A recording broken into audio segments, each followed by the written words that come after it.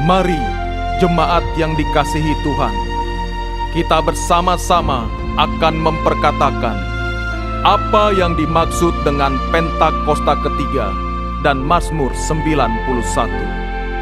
Apa yang dimaksud dengan Pentakosta ketiga?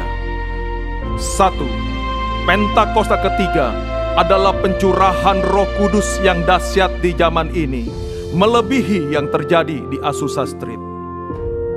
2. Pentakosta ketiga akan mengakibatkan penuaian jiwa yang terbesar dan yang terakhir sebelum Tuhan Yesus datang kembali. 3. Pentakosta ketiga akan membangkitkan generasi Yeremia, yaitu anak-anak muda yang dipenuhi Roh Kudus, cinta mati-matian kepada Tuhan Yesus, tidak kompromi terhadap dosa, dan akan bergerak untuk memenangkan jiwa. 4. Pentakosta ketiga lahir di Indonesia dan bergerak ke bangsa-bangsa. Gerakan ini dari timur ke barat dan akan kembali ke Yerusalem. 5. Pentakosta ketiga akan memberikan kuasa untuk menyelesaikan amanat agung, dan setelah itu Tuhan Yesus akan datang kembali. Dan mari bersama kita sepakat dan percaya akan firman Tuhan yang terdapat di dalam Mazmur 91. Dalam lindungan Allah, orang yang duduk dalam lindungan yang maha tinggi dan bermalam dalam naungan yang maha kuasa akan berkata kepada Tuhan, tempat perlindunganku dan kubu pertahananku, Allahku yang ku percayai.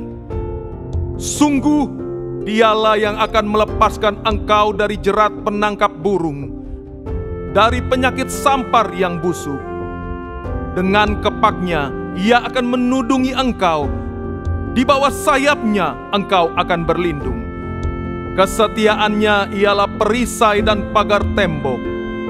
Engkau tak usah takut terhadap kedahsyatan malam, terhadap panah yang terbang di waktu siang, terhadap penyakit sampar yang berjalan di dalam gelap, terhadap penyakit menular yang mengamuk di waktu petang. Walau 1000 orang rebah di sisimu dan 10.000 di sebelah kananmu, tetapi itu tidak akan menimpamu. Engkau hanya menontonnya dengan matamu sendiri dan melihat pembalasan terhadap orang-orang fasik. Sebab Tuhan ialah tempat perlindunganmu, yang maha tinggi telah kau buat tempat perteduhanmu. Malapetaka tidak akan menimpa kamu, dan tulah tidak akan mendekat kepada kemahmu. Sebab malaikat-malaikatnya akan diperintahkannya kepadamu untuk menjaga engkau di segala jalanmu. Mereka akan menatang engkau di atas tangannya, supaya kakimu jangan terantuk kepada batu. Singa dan ular tedung akan kau langkahi. Engkau akan menginjak anak singa dan ular naga. Sungguh hatinya melekat kepadaku, maka aku akan meluputkannya. Aku akan membentenginya, sebab ia mengenal namaku.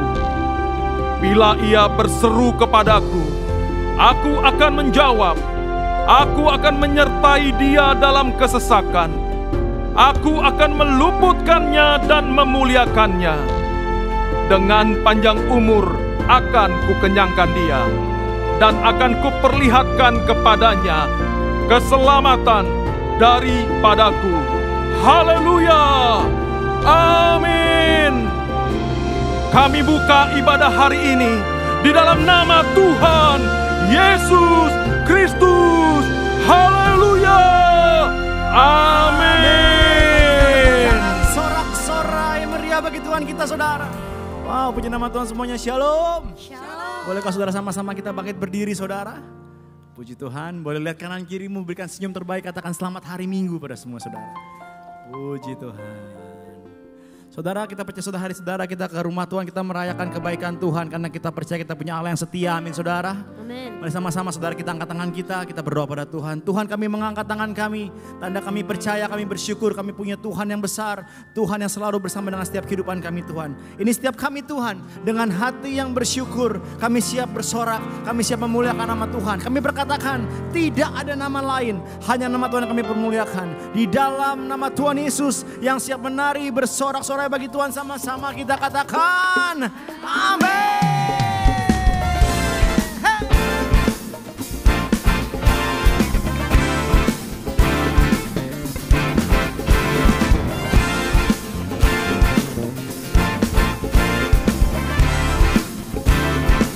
Hati kami bersuka sebab Tuhan bersama dengan setiap kehidupan kami Tuhan. Katakan. Dengan hati bersyukur masuki hadirat-Mu, membawa pujian bagi-Mu Yesus. Ku memandang wajah-Mu, bersuka di dalam-Mu, sambil menceritakan kasih-Mu. Ku mengangkat tanganku, bersorak-sorai bagi kebaikan-Mu. Engkau baik, sangat baik, kasih setia-Mu tak pernah berubah. Engkau baik, sangat baik, kasih setia-Mu tak pernah berubah. Yang merasakan kebaikan Tuhan katakan amin.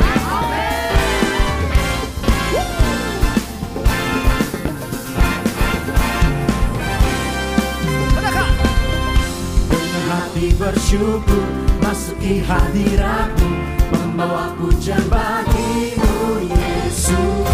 Ku memandang wajah-Mu, bersuka di depan-Mu, sambil menciptakan kasih-Mu. Mari angkat tanganmu sama-sama saudara.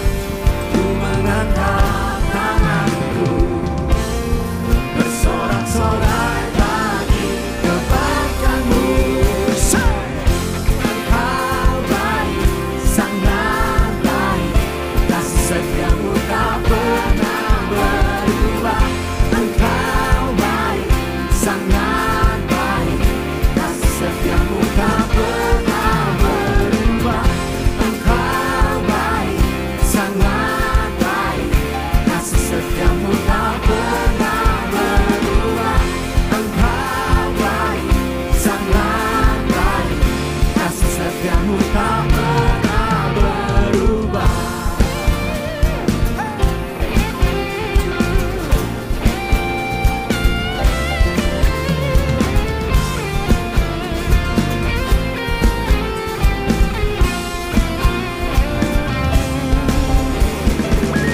Engkau baik dalam setiap kehidupan kami Tuhan.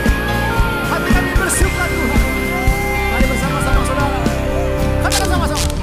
Engkau baik, sangat baik, kasih setia-Mu tak pernah berubah. Engkau baik, sangat baik, kasih setia-Mu. Sambil angkat jempol semuanya say hey. Engkau baik, sangat baik, kasih setia-Mu tak pernah berubah. Engkau baik, sangat baik, kasih setia-Mu tak pernah berubah. Engkau baik, sangat baik, kasih setia-Mu tak pernah berubah. Engkau baik, sangat baik, kasih setia-Mu tak pernah berubah. Engkau baik, sangat baik, kasih setia-Mu tak pernah berubah. Engkau baik, sangat baik, kasih setia-Mu tak pernah berubah. Engkau baik, sangat baik, kasih setia-Mu tak pernah berubah. Engkau baik, sangat baik, kasih setia-Mu tak pernah berubah. Berikan tepuk tangan sorak-sorai. Yang mau memuji Tuhan karena Tuhan Yesus baik.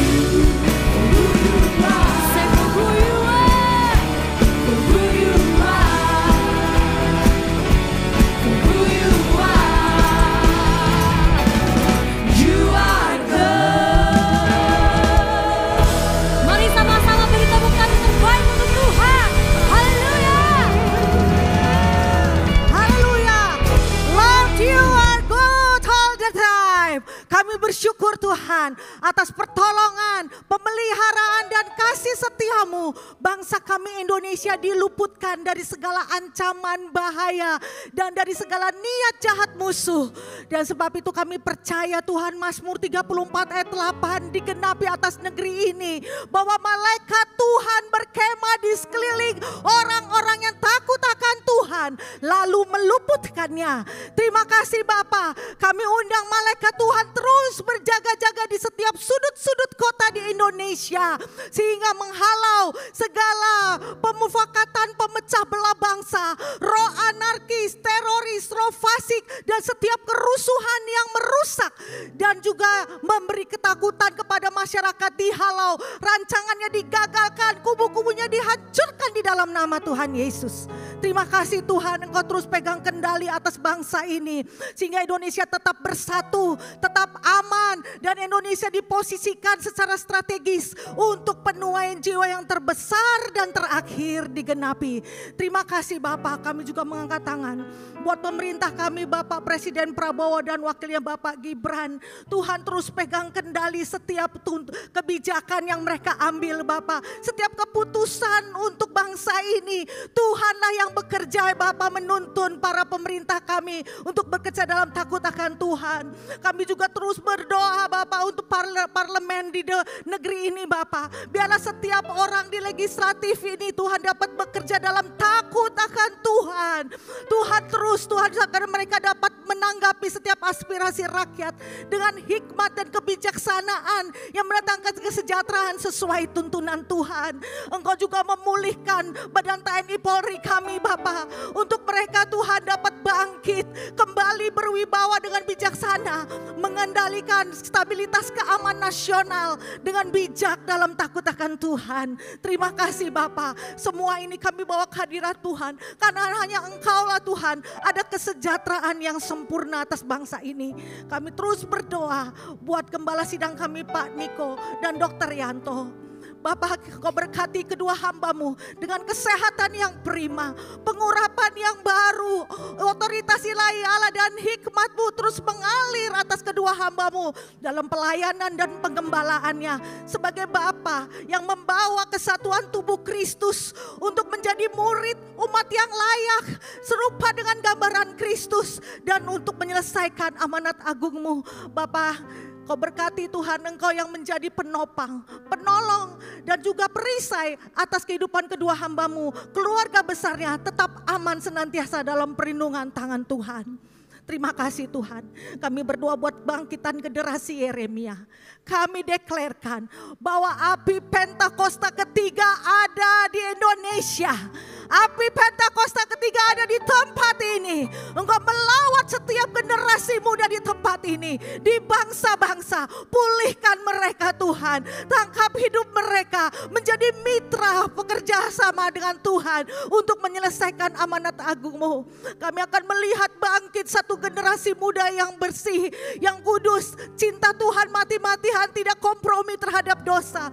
Generasi muda yang dipersiapkan menjadi pemimpin-pemimpin muda masa depan yang berintegritas, cakap, handal, santun dalam berkata, dan memiliki karakter Kristus. Terima kasih Tuhan. Ini setiap seruan doa kami. Kami percaya Engkau sudah mendengarnya. Hanya di dalam nama Tuhan Yesus Kristus yang percaya, sama-sama katakan amin. Silakan duduk Bapak Ibu Saudara yang dikasihi Tuhan Yesus. Baik, dengan sukacita kami mau menyambut adakah yang baru pertama kali hadir di GBPRJ. Boleh lambaikan tangannya. Ada yang baru pertama kali hadir? Ada di sebelah kiri saya. Selamat datang, selamat beribadah.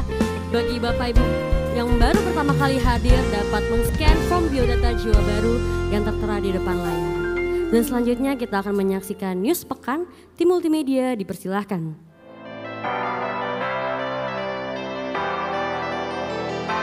Shalom, berikut kami sampaikan beberapa pengumuman. Ibadah Raya Hari Minggu 14 September 2025 pukul 7, 9, dan 11.30 waktu Indonesia Barat dilayani oleh Evangelis Jinda Darmawan. Pukul 16.30 waktu Indonesia Barat dilayani oleh Pendeta John Lomaindong. GBPRJ Mandarin pukul 9 waktu Indonesia Barat dilayani oleh Pastor JJ Simku Putra. Ibadah raya disertai dengan ibadah King's Kids, ibadah anak berkebutuhan khusus, Little Blessing Toddler, sekolah minggu, Joshua Generation Kids Church English Service, Junior Church Indonesian Service, 316 English Service, dan ibadah 2PM yang adult and yang couple service. Tim misi GBPRJ mengadakan donor darah pada hari Minggu 14 September 2025 pukul 10 sampai dengan 12 waktu Indonesia Barat. Bertempat di lobi Grand Ballroom lantai 10. Darah Bapak Ibu sangat berarti bagi banyak orang yang membutuhkan.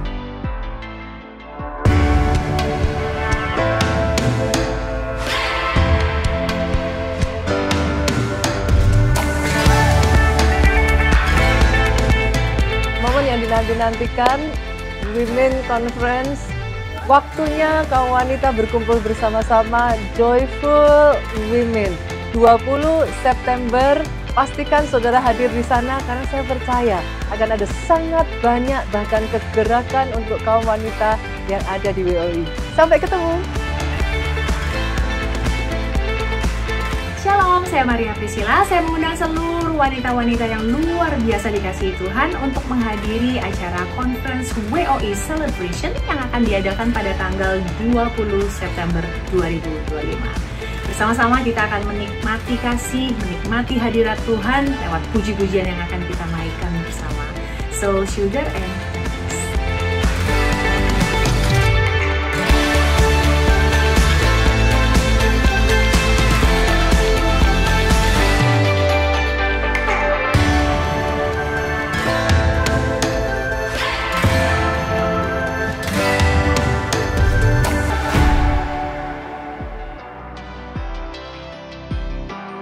Unit Pelayanan Jemaat akan mengadakan penyerahan anak pada hari Minggu 28 September 2025 pukul 11.30 waktu Indonesia Barat. Bagi Bapak Ibu yang ingin menyerahkan anak-anak, harap dapat segera mendaftarkan diri. Pendaftaran dibuka mulai tanggal 1 sampai dengan 22 September 2025 secara online via www.gbprj.org. Untuk informasi lebih lanjut, dapat menghubungi kantor sekretariat di depan setelah ibadah selesai. Berikut kami informasikan pasangan dari Jemaat GBPRJ CK7 yang akan melangsungkan pemberkatan nikah. Apabila ada Bapak Ibu yang keberatan atas informasi tersebut, harap dapat segera menghubungi PDP Grace Natalia di nomor WA 0856 8505 054. Untuk informasi lengkap mengenai persyaratan dan pendaftaran pemberkatan serta peneguhan nikah, dapat menghubungi counter sekretariat masing-masing cabang atau dapat lihat di www.gbprj.org.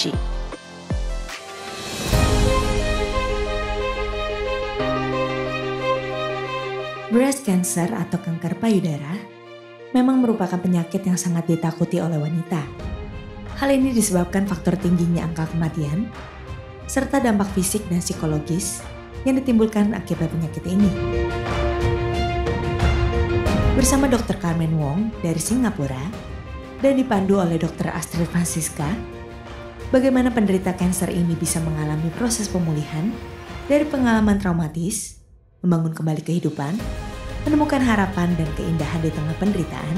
Mari hadir dan temukan jawabannya dalam Breast Cancer, From Ashes into Beauty. Kesaksian dari Angela Poppy, Breast Cancer Survivor, pada hari Sabtu 27 September 2025 pukul 10.30 waktu Indonesia Barat. Bertempat di Integrity Convention Center, ICC, Sapphire and Pearl Room, Mall MGK lantai 9, Kemayoran, Jakarta Pusat.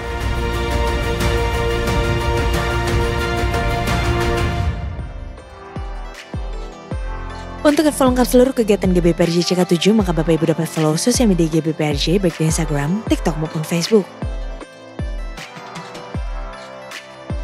Sekian pengumuman pada hari ini. Terima kasih atas perhatian Bapak Ibu sekalian. Tuhan Yesus memberkati.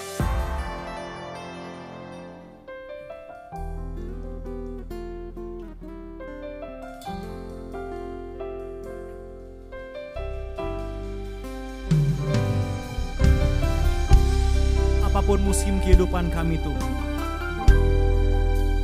kami tak bersyukur kami punya Allah yang baik dalam setiap kehidupan kami Tuhan Yesus. Terima kasih Bapak, terima kasih. Ku naikkan syukur padamu Yesus, ku sembah sujud kepadamu Tuhan, di hadapan tata kemuliaan-Mu, ku tinggikan, ku agungkan selamanya. Katakan, ku naikkan syukur padamu Yesus, ku sembah sujud kepadamu Tuhan, di hadapan tata kemuliaan-Mu, ku tinggikan, ku agungkan selamanya. bersama-sama katakan saudara. Segala puji syukur bagimu, ku tinggikan namamu selalu, kemuliaan hanya bagimu, terpujilah namamu. Mari berikan tepuk tangan sorak-sorak bagi Tuhan yang baik saudara. Dengan hati yang penuh ucapan syukur saudara. Mari bersama-sama katakan pada Tuhan Yesus. Ku naikkan syukur padamu Yesus, ku sembah sujud kepadamu Tuhan, di hadapan tata kemuliaan-Mu, ku tinggikan, ku agungkan selamanya. Ku naikkan syukur padamu Yesus, ku sembah sujud kepadamu Tuhan, di hadapan tata kemuliaan-Mu, ku tinggikan, ku agungkan selamanya. Bersama-sama katakan, segala puji syukur bagimu, ku tinggikan namamu selalu, kemuliaan hanya bagimu, terpujilah namamu. Segala puji syukur bagimu, ku tinggikan namamu selalu, kemuliaan hanya bagimu, terpujilah namamu. katakan saudara, katakan segala puji kami. Segala puji syukur bagimu,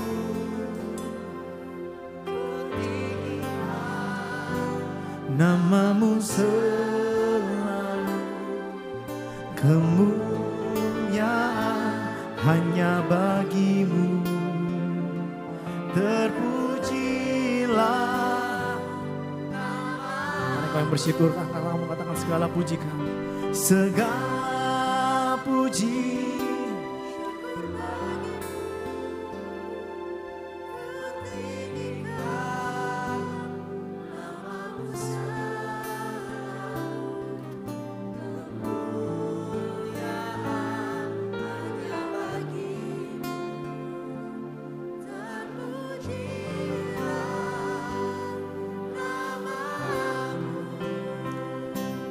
Saudara, walaupun mungkin tidak ada manusia yang mengerti kondisi Anda, tapi hari ini percayalah Tuhan tahu.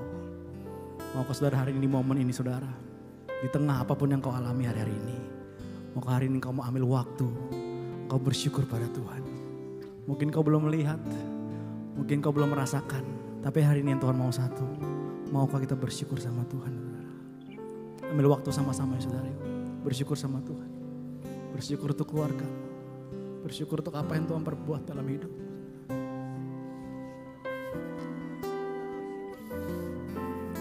Makasih Tuhan.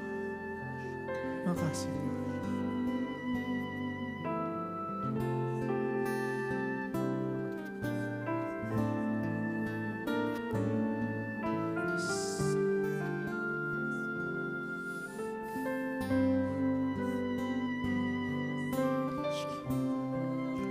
kasih Tuhan.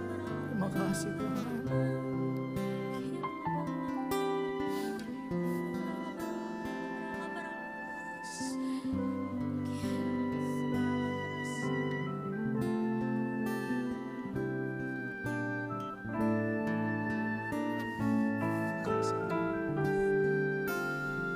Kasih Tuhan. Walau kami belum melihat, kami tetap mau bersyukur sama Tuhan. Walau kami belum mendapatkan hari ini, kami mau tetap bersyukur sama Tuhan. Tuhan, lihat hati kami yang mau bersyukur sama Tuhan.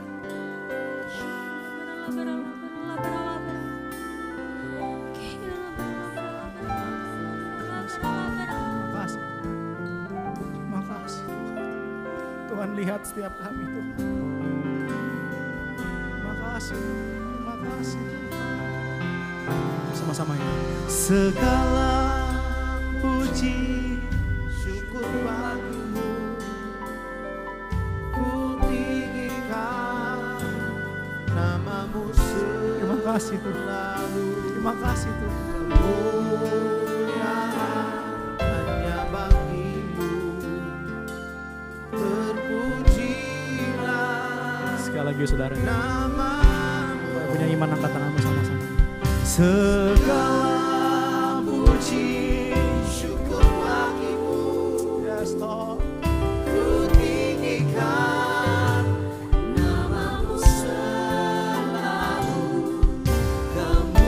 Kemuliaan hanya bagimu, Yes Lord.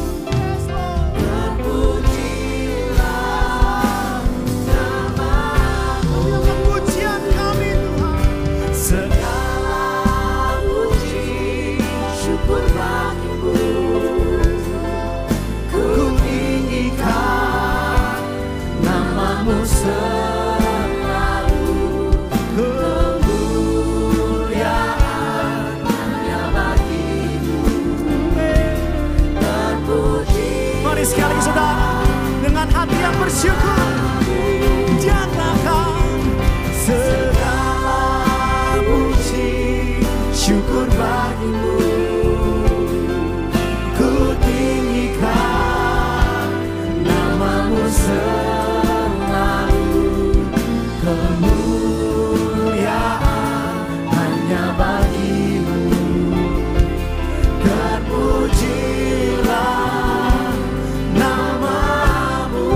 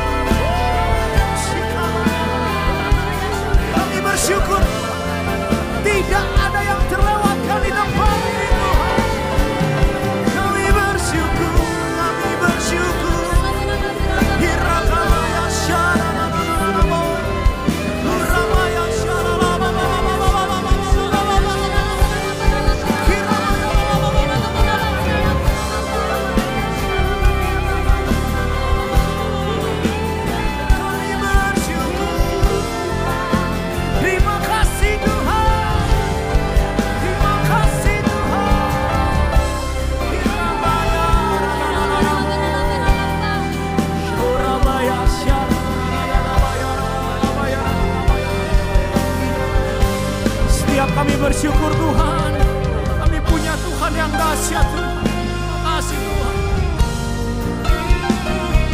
So kami menyanyikan Engkau Tuhan Yesus. So Engkau yang layak Tuhan.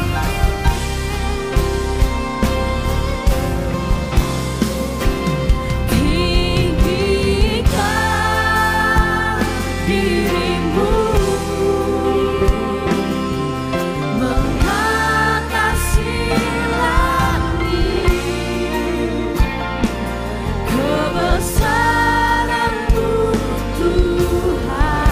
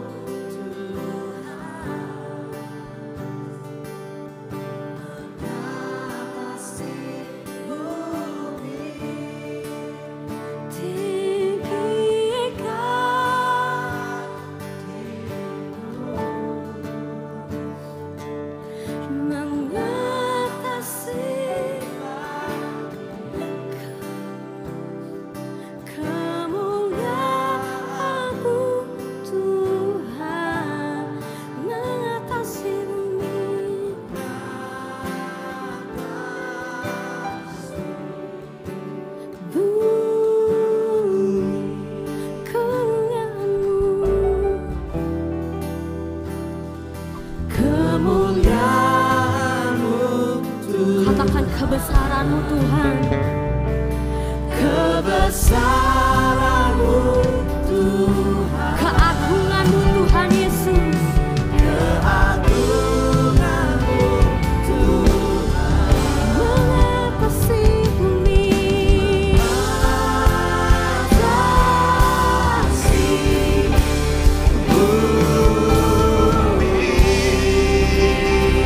bumi.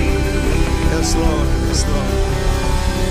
Tuhan yang agung, Tuhan yang dahsyat, Tuhan yang luar biasa. Kau berdaulat di ibadah kami.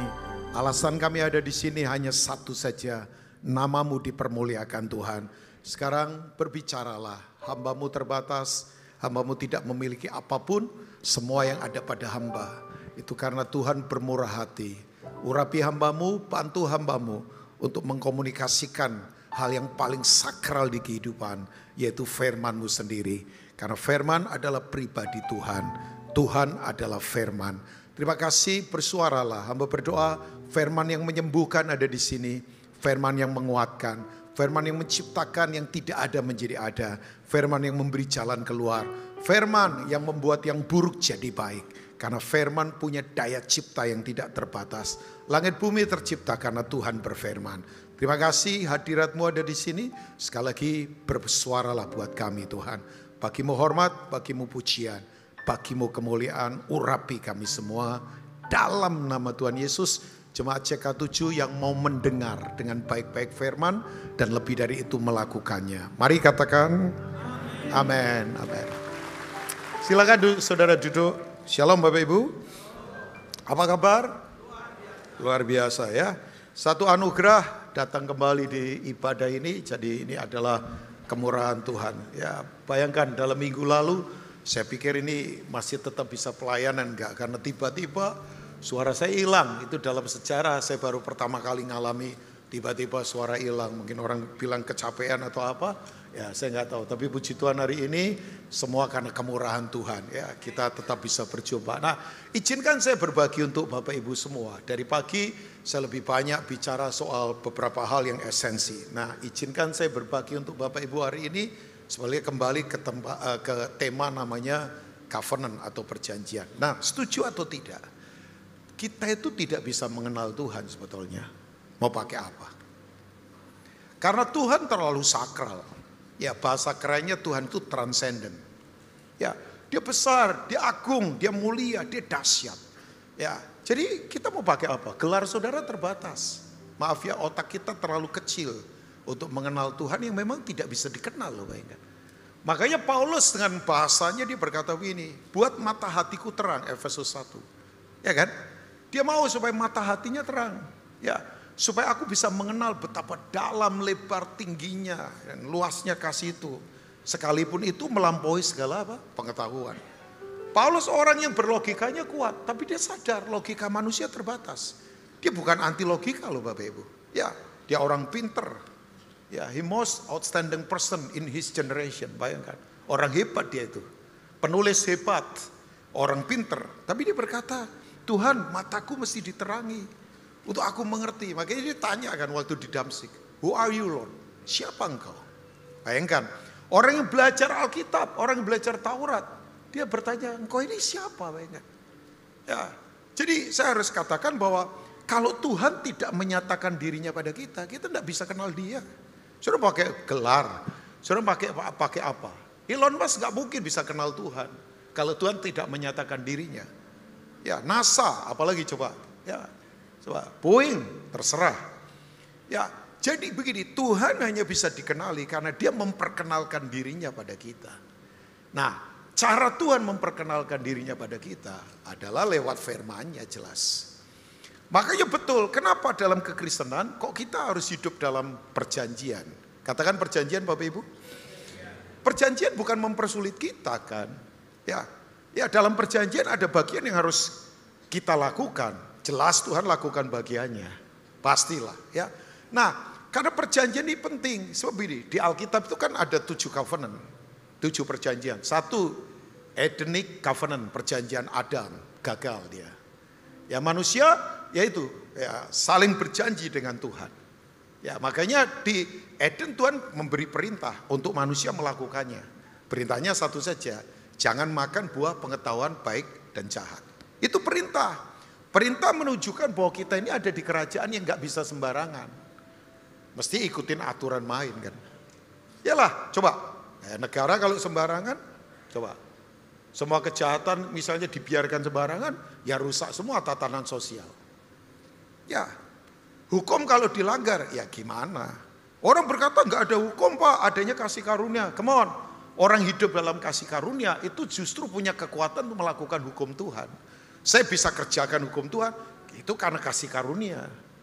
Ya misalnya orang berkata Pak, membunuh orang ya diampuni enggak? Kalau dia bertobat diampuni, tapi masuk penjara tetap. Itu hukum, disiplin. Kalau enggak rusak semua kan Bapak. Loh, iyalah. Orang kemudian apa coba? Kasih saja.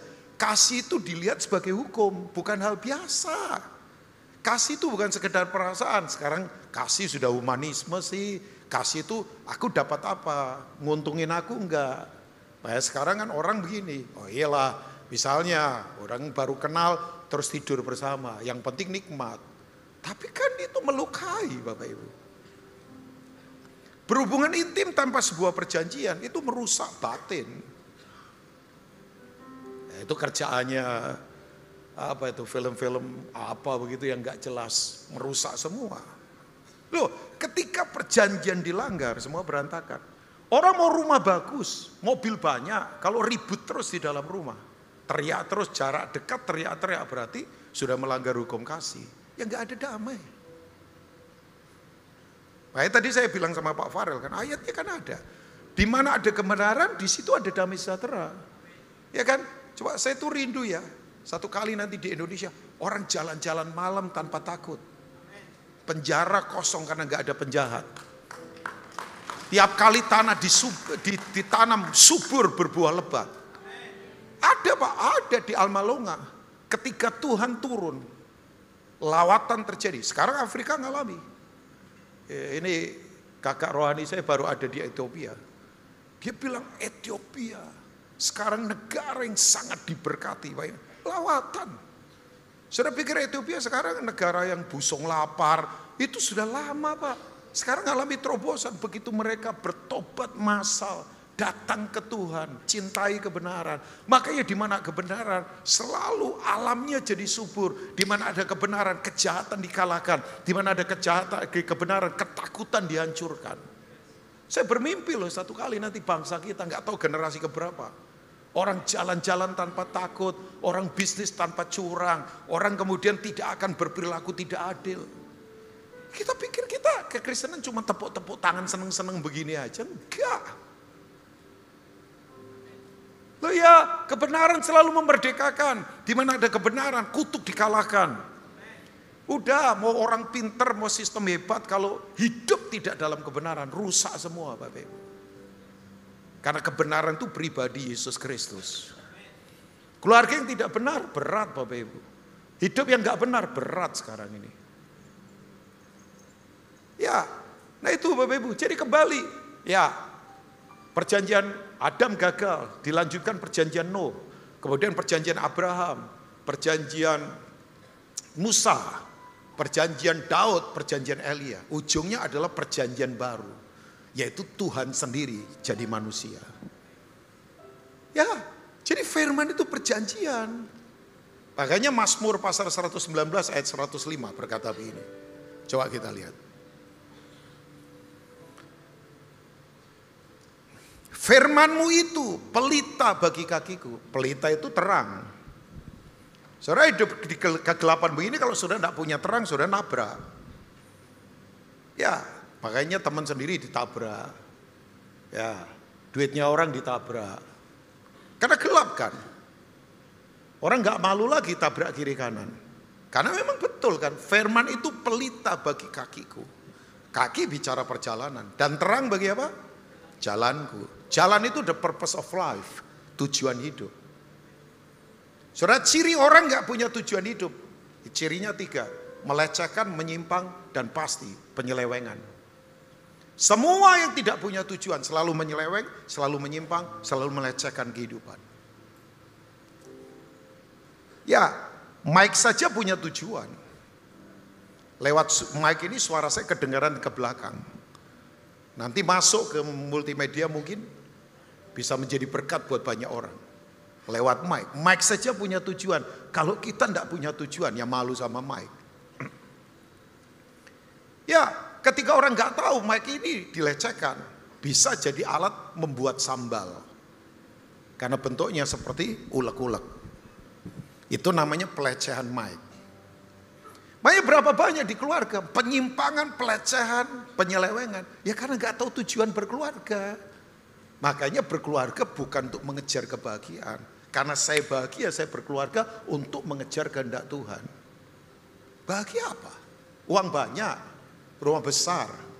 Makanya saya bilang kalau orang suami istri di rumah sudah teriak-teriak jaraknya dekat, berarti hati sudah jauh.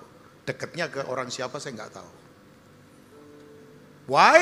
Kasih dilanggar. Loh, kasih itu hukum. Jadi kalau orang tidak mengasihi, merasa terhukum, ya memang.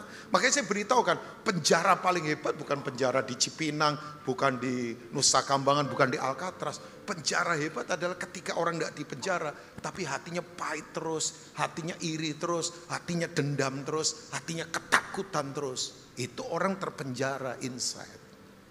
Nah itu yang bahaya Bapak Ibu. Ya. Saya nggak tahu saudara terpenjara apa hari ini. Takut terus kah? Iri terus kah? Dendam terus kah? Pahit terus kah? Itu penjara paling menakutkan. Gak kelihatan tapi mengikat di dalam. Ya. Jadi kembali kepada perjanjian. Karena perjanjian itu, hukum itu memerdekakan. Perjanjian kebenaran. Ya, coba yang suka main sepak bola. Ada nggak pertandingan sepak bola tanpa garis? Orang main sembarangan, lari keluar stadion, masuk kolong-kolong kursi atau mana. Ya enggak lah. Ada aturan, Bapak Ibu. Aturan bukan mempersulit. Aturan itu memerdekakan. Karena kita akan tahu cara hidup Tuhan seperti apa. Ya, makanya betul kan, mengenal Tuhan penting sekali. Nah, haleluya, puji Tuhan. Firman itu telah menjadi manusia dalam pribadi Yesus. Ya, makanya orang berkata, bagaimana cara hidup Tuhan? Kan cara hidup yang sehat menghasilkan hidup yang sehat. Saudara coba kelola stres, ya makan teratur, tidur jangan terlalu malam misalnya. Kan pola hidup sehat membuat saudara jadi sehat kan. Nah kalau saudara mau punya hidup sehat, ya memiliki cara hidupnya Yesus. Satu-satunya manifestasi Tuhan jadi manusia hanya lewat Yesus. Kan tadinya Tuhan gak kelihatan, terlalu besar, terlalu agung. Makanya Tuhan pakai firman, pakai perjanjian. Supaya orang tahu ini loh cara Tuhan hidup ini seperti ini. Nah waktu Yesus, nah itu perjanjian terakhir kan New Covenant. Setelah perjanjian Eden, perjanjian Noah, perjanjian Musa, perjanjian yang lain, gagal semua manusia. Muncul ini kemudian puncaknya. John chapter 1 verse 14 coba kita lihat. Yohanes 1 ayat 14. Nah, ini kan yang Yohanes katakan. Yohanes mengulang di ayat-ayat awal tentang apa yang ditulis oleh Kejadian. Firman itu apa Bapak Ibu? Telah menjadi manusia dan diam di antara kita. Dan kita telah melihat apa? Kemuliaannya. Kata kemuliaan berasal dari kata kabot Ibraninya, doxa Yunaninya. Same word. The meaning of kabot adalah God quality, kualitas Tuhan. Makanya hidup dalam kemuliaan Tuhan pasti berkualitas. Saya nggak tahu apakah saudara punya karakter berkualitas. Ya. Hidup itu harus dipercaya. Karena hidup ini kepercayaan. Makanya bolehlah orang berkata hidup ini adalah kesempatan. Bisa. Ya, tapi kalau kesempatan berarti nunggu waktu aji mumpung. Buat saya hidup bukan hanya kesempatan. Bukan hanya loh. Hidup itu kepercayaan. Tiap saat harus bertanggung jawab. Loh, ya gak apa-apa hidup ini kesempatan. Tapi kan nanti nunggu waktu. Hidup ini kepercayaan. Makanya bertanggung jawab. Berkualitas. Saya mau hidup berkeluarga saya berkualitas. Karena di mana ada kualitas mahal harganya. Saya tidak mau orang nilai saya murahan. Ya kalau pakaian murah oke lah. Buat saya asal dipakai aja, nggak telanjang kan sudah cukup lah. Loh, yang bisa beli mahal silakan, itu kan pilihan. Yang bisa beli apa ya terserah lah, sudah. Udahlah, jangan ribut di sisi itu aja, ribut kok di sisi itu. Energi terbuang cuman mahal, murah soal barang. Harga hidupnya murah atau mahal, nah itu yang lebih penting. Halo? Kok nggak ada amin ini kayaknya? CK7 bangunlah, kerajaan Allah sudah dekat. Iyalah, kita cuma ributnya soal murah, mahal, soal barang benda terus. Ngapain kita? Identitas kita tidak dibangun di atas dasar begituan. Kalau identitas kita dibangun di atas barang, begitu barang hilang, stres, bunuh diri. Berapa banyak orang kehilangan jabatan, stres, bunuh diri. Karena harga dirinya dibangun di atas dasar posisi. Posisi bisa hilang, Pak, Ibu. Kita tua bisa hilang juga. Ya, nanti kompetisi pakai cara-cara kasar bisa hilang juga. Udah, mau di posisi mana saja, nggak penting. Identitas kita bukan dibangun di atas posisi manusia. Identitas kita ada pada Yesus Kristus Tuhan.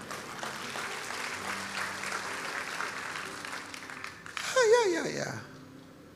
Yang cantik, yang ganteng nggak usah sombong, itu anugerah.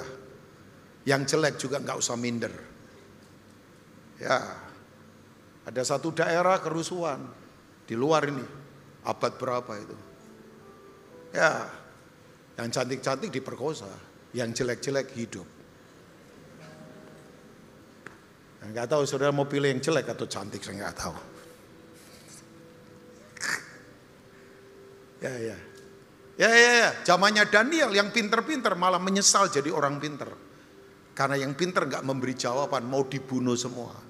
Jadi hari itu yang punya gelar disobekin dan menyesal jadi orang pinter. Sekarang ini banyak orang nyesel jadi orang pinter karena nggak punya solusi apapun. Loh, yang benar itu hidup dalam hikmat Tuhan. Nanti saya akan beritahu ya. Oke, kembali. Yaitu kemuliaan diberikannya kepadanya sebagai anak tunggal Bapa. Penuh kasih karunia dan apa? Kasih karunia harus dengan kebenaran. Kalau saudara pernah satu kali makan durian 3 buah sampai nggak stroke, itu kasih karunia. Tapi kalau sekarang sudah tahu diabetes tinggi, jangan coba-coba, perlu kebenaran. Ya, kalau saudara mau coba, silakan. Saya punya iman setinggi langit. Saya nggak punya iman itu, Pak. Iman kok dipakai untuk makan durian. Ada orang berkata, saya punya iman, Pak. Artis itu akan jadi istriku. Loh, iman kok dipakai untuk ngawinin orang. Saya bilang, bro, ukur wajah dan dompetmu sebelum perang. Ini perang, bro. Wajah gak jelas, dompet gak jelas, imannya. Saya beriman, Pak, saya akan dapat mobil mewah. Bro, iman jangan dipakai untuk begituan. Iman itu dipakai untuk mengerjakan kehendak Tuhan. Gak ada ayatnya pendeta. Baca Ibrani 11. Abraham pakai iman untuk keluar dari kenyamanan, pergi ke daerah yang dia nggak tahu. Dia pakai iman untuk apa? Melahirkan generasi berikutnya, walaupun secara usia sudah nggak mungkin bisa punya anak. Nah, iman dipakai untuk begituan. Generasi berikutnya harus kita lahirkan. Iman jangan dipakai untuk rumah besar, iman jangan dipakai untuk mobil gede. Itu salah alamat, Mas. Orang dunia tidak perlu ibadah, beli saja mobil banyak. Iman dipakai untuk begini, kondisi sulit tapi tetap pelayanan. Iman dipakai untuk apa? Walaupun kita lemah, tapi kita tetap memberi yang terbaik buat Tuhan. Makanya saya lihat iman-iman hebat itu orang-orang biasa, yang sulit tapi tetap pelayanan, yang sakit tapi tetap bersyukur. Nah itu.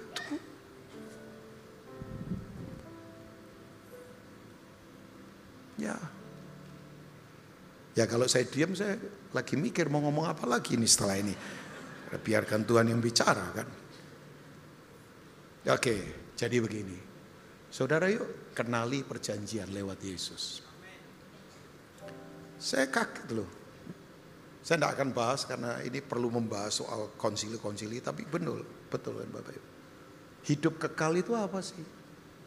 Nah orang pikir kan hidup kekal selalu tempat. Yesus tidak pernah bilang loh, kamu percaya kepadaku, kamu masuk ke surga. Yesus selalu bilang, kamu kalau percaya kepadaku, kenal aku, kamu akan ke Bapa. Jadi begini Bapak Ibu, tujuan hidup kekal itu ketemu pribadi, bukan tempatnya. Oh pastilah kalau ketemu orangnya ya tempatnya kita dapat. Saya ke rumahnya Pak Farel. Ya, saya duduk di kursinya beliau, saya makan makanan di kulkas. Tempatnya Pak Farel. Ya, surga kan seperti itu, berkat. Tapi saya nggak suka Pak Farel. Nah banyak orang suka tempatnya tapi nggak suka pemiliknya. Kalau saya cuma suka makanannya dari rumah Pak Farel dan tempatnya, tapi saya nggak suka Pak Farel, ya saya berarti mengkhianati beliau. Nah hidup kekal itu apa Bapak Ibu? Kan keselamatan selalu punya tujuan kan. Makanya semua kata selamat selalu dihubungkan dengan tujuan. Selamat sampai tujuan. Selamat sampai, makanya kalau orang nggak tahu keselamatan tujuannya apa, nanti keselamatan akan jadi tujuan. Lah tujuannya apa? Ya kenal dia. John chapter, coba lihat ayat pasal 17, I think. Ayat yang ketiga. Ya, John 17 coba kita. Nah inilah hidup yang kekal itu. Ini loh hidup yang kekal. Yaitu bahwa mereka mengenal engkau, satu-satunya Allah yang benar. Dan mengenal siapa? Yesus Kristus yang telah engkau utus. Jadi begini, kalau ada pribadi manusia yang dimana Tuhan menyatakan dirinya lewat Yesus, gak ada yang lain. Dia 100% manusia waktu di dunia, tapi dia 100% juga Tuhan. Makanya orang berkata kok Tuhan mati. Yang mati itu kemanusiaannya, namanya Yesus. Kristusnya gak mati, Kristus itu Mesias yang diurapi. Dia mati karena harus menebus kita, jadi sama seperti kita, mengalami yang kita alami. Nah, hidup yang kekal itu ini, mengenal engkau satu-satunya Allah yang benar, dan mengenal Yesus Kristus yang telah engkau utus. Jadi tujuan keselamatan adalah ketemu pribadi. Jadi saudara pulang nanti itu ke kekekalan, ya ketemu ini. Pesawat Garuda 613 penerbangan dari Makassar ke Jakarta. Para penumpang harap segera masuk. Saya 2 minggu yang lalu, 3 minggu masuk ke pesawat. Tujuannya ke Jakarta. Tujuannya kemana? Jakarta. Jakarta tempat. Pesawat kemudian take off, terbang, landing di Soekarno-Hatta Airport. Saya turun, kemudian ada supir Grab langganan saya, jemput saya. Alamatnya jelas, Gading Serpong. Jasmine 6 HA10 nomor 8. Gak usah dicatat dan gak usah kirim paket. Ya. Udah itu rumah saya. Alamat rumah saya. Tapi apakah saya sudah pulang? Belum. Itu cuma tempat. Saya bawa kunci. Pendeta harus punya kunci rumah. Sebab saya gak tahu. Karena belum ada anjing yang bisa bukakan rumah. Ya, gak maksudnya kita punya anjing. Kan gak ada. Kalau istri saya, anak saya gak ada. Siapa yang bukain rumah? Gak ada kan. Kecuali gak tahu saudara mungkin punya binatang peliharaan bisa buka kunci. Saya gak tahu. Itu cerdas banget ya. Saya khawatir jangan-jangan AI itu. Sudah tahu begitu saya buka rumah.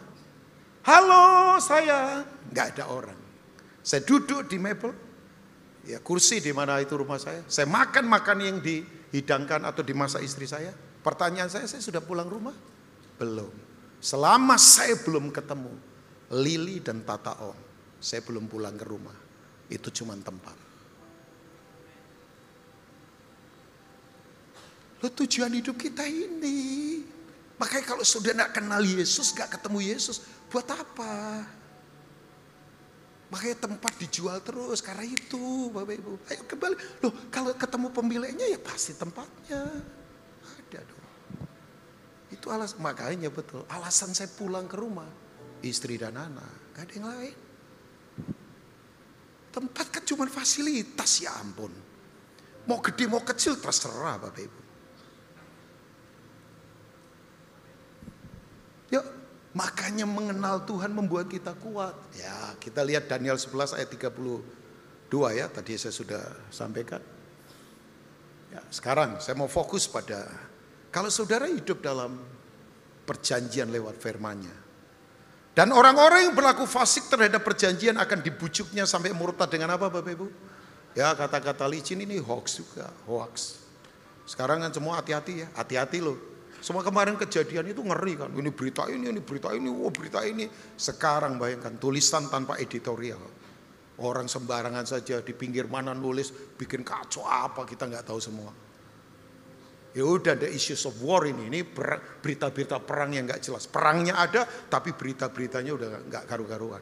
Makanya harus kembali kepada kebenaran. Ya, saudara kembali. Tetapi umat yang apa, Bapak Ibu? Mengenal Allahnya akan apa? Tetap kuat dan bertindak. Saudara mau kuat? Nggak cuman kuat, kita bergerak, kita bertindak. Bayangkan. Orang umat yang mengenal Allahnya akan tetap kuat dan bertindak. Nah, saya beritahu buat Bapak Ibu semua. Ternyata orang kalau hidup dalam firman Tuhan, dalam perjanjian, mencintai kebenaran. Yang pertama, dasar hidupnya itu akan kokoh ketika semua hantaman terjadi dalam dirinya. Ya. Oke. Matius 5 sampai Matius 7 itu adalah dasar konstitusi kerajaan Allah. Saudara mau belajar tentang doa, saudara mau belajar tentang sedekah atau memberi, ibadah, ada banyak ditulis di situ. Matius 5 sampai Matius 7. Itu adalah the constitution of the kingdom of God. Jadi saudara kalau mau tahu konstitusi kerajaan Allah, ada di situ. Tapi kemudian di Matius pasal 7, coba ditutup dengan kata-kata ini yang Yesus katakan. Saya akan baca mungkin di ayat yang keberapa itu. Coba lihat sebentar, Matius pasal yang ke-7. Ayat yang ke-24. Ini setelah khotbah di bukit kan. Ya, saudara tahu judulnya adalah khotbah di bukit. Artinya di atas ini, mainannya udah di atas. Dan ini khotbah untuk para murid, bukan untuk orang sembarangan. Jadi setelah murid ngumpul, Yesus khotbahkan ini. Jadi ini bukan santapan buat orang-orang yang bukan murid ya. Alkitab berkata begini, setiap orang yang mendengar perkataanku ini dan apa Bapak Ibu? Melakukannya. Aneh. Selalu bahasa Ibrani dan Yunani, kata taat itu berisi dua hal ini, tidak terpisah, mendengar dan melakukan. Saya ulangi, kata taat, ya itu selalu berisi dua hal ini, mendengar dan melakukan. Ia sama dengan orang yang apa? Bijaksana, yang mendirikan rumahnya di atas batu. Rumah bicara kehidupan. Saya nggak ngomong saudara punya rumah besar, rumah kecil, itu kan soal fasilitas saja, terserah ya. Tapi ini rumah ini bicara soal kehidupan kan. Tempat saudara ngasuh, tempat saudara tidur, tempat saudara makan, minum, tempat saudara bersekutu dengan keluarga. Sayangnya rumah sekarang cuma tempat jadi tempat istirahat dan makan, persekutuannya nggak ada. Persekutuannya sudah dingin. Jadi rumah cuma tempat untuk orang makan, minum, kemudian tidur, udah pulang lagi kemana, keluar lagi. Persekutuannya nggak ada. Pada rumah itu persekutuan. Ya, nah Alkitab berkata begini, ayat 25. Ini bijaksana ya. Coba kita lihat ayat 25. Ya, coba lihat sebentar. Kemudian turunlah apa Bapak Ibu? Hujan. Hujan ini bisa saja apa? Aturan manusia, regulasi dari atas. Yang mungkin nggak berpihak pada kesejahteraan orang. Karena udah kacau dengan apa saja. Ya, serangan dari atas. Makanya saudara mesti punya payung. Itu otoritas. Ya, saudara harus punya mentor. Saudara harus mau dimentor. Saudara harus ada di otoritas. Kalau enggak, serangan hujan panas kena saudara, sakit-sakitan terus. Pria itu harus jadi payung buat istri dan anak-anak. Supaya setan enggak main-main. Oh, setan tidak bisa main-main sama istri dan anak saya. Saya punya otoritas payung. Gereja ini harus punya otoritas. Tidak bisa sembarangan. Pakai jadi Kristen enak-enaknya sendiri. Diserang setan terus, dibuat mainan terus. Gak punya covering. Miliki covering. Tapi yang membuat covering jangan memanfaatkan itu jadi sesuatu yang menjerat orang. Jangan. Covering penting. Ya kan, covering anak-anak orang tua, covering orang tua gembala, covering gembala adalah Tuhan sendiri. Makanya di gereja kalau nggak ada covering, jemaat diserang terus nanti, berat. Makanya para pemimpin harus hidup benar. Pria harus hidup benar, supaya istri anak-anak tidak dibuat mainan setan. Ya. Saudara tahu nggak, begitu Adam tidak lagi punya otoritas, istrinya dirayu binatang. Saya tidak mau loh keluarga-keluarga dirayu binatang. Karena prianya nggak kuat secara otoritas. Ini nggak ngomong main fisik loh Bapak Ibu. Bukan soal gedenya badan. Ini soal hal spiritual. Wah, ini Pastor Rubin kayaknya aneh-aneh. Bukan. Ini peperangan. Datanglah banjir, serangan dari bawah. Lalu angin melanda rumah itu. Dari atas, dari bawah, kiri kanan, ekonomi, penyakit, apalagi sistem dunia, kekacauan. Tetapi rumah itu tidak rubuh sebab didirikan di atas apa? Natural banget. Jangan konsentrasi ke hujan, angin, badainya. Semua ngalami. Sebab ternyata yang tidak benar pun ngalami. Coba lihat ayat 26. Alkitab itu kalau ngajar simple ya, tapi dalam. Tetapi setiap orang yang mendengar perkataan ini dan tidak apa? Jadi Kristen juga, dengar saja tapi nggak hidup dalam perjanjian. Seenak-enaknya yang dia lakukan ya keluar prinsip. Yang dia lakukan semua hal duniawi. Ia sama dengan orang yang bodoh yang mendirikan rumahnya di atas pasir. Ya kalau nggak ada pondasi gimana Bapak Ibu? Roboh lah. Kemudian Alkitab berkata, coba lihat ya 27, jelas. Masalah itu sebuah kekuatan valid membuktikan orang itu kuat atau tidak. Kalau nggak ada masalah, makanya betul kan. Medan iman itu hanya ada di masalah. Proses. Saudara lihat orang kuat bukan waktu duduk-duduk di bangku gereja. Tapi ngadepin semua situasi nggak mudah. Pak Rubin ngalami, ya ngalami banget lah. Ya, saya kan bilang istri saya tiba-tiba divonis kanker dan ganas. Sekarang lagi terus treatment. Ya, orang berkata hokam, masa pendeta istrinya sakit. Loh, sakit itu bukan aib. Aib itu kalau nyolong duitnya orang. Sakit membuktikan kita fragile, saya fragile. Sakit membuktikan bahwa tubuh ini sudah jatuh ke dalam dosa. Makanya kenapa orang mati? Karena tubuh ini sudah jatuh. Makanya kenapa Adam dan Hawa diusir dari Eden? Karena itu usiran kasih. Supaya tidak makan buah kehidupan. Kan yang dia makan buah pengetahuan baik dan jahat, buah moralitas. Bayangkan orang jatuh hidup selama-lamanya, sengsara enggak? Pernah lihat gak ada orang kena kanker parah atau sakit parah, enggak mati-mati hidup selama-lamanya. Kan itu namanya siksaan. Makanya Tuhan usir dari Eden, itu usiran kasih. Dia siapkan penebusan. Kok Pak Rubin cerdas? Ya hidup dalam firman. Kalau enggak bego juga. Makanya kalau saya lihat ya, ada orang sudah enggak punya, sombong, bego lagi. Ada. Saya kemudian bertanya, adakah harapan hidup buat dia? Ya berat lah. Ya kalau orang kaya sombong, masih masuk akal walaupun enggak boleh. Ada orang sudah enggak kaya, sombong, bego lagi. Saya kalau nggak dengar firman, bego saya Bapak Ibu. Diketawain hidupnya. Tapi bergelar banyak Pak, terserah. Kan saya tadi bilang, isunya bukan itu.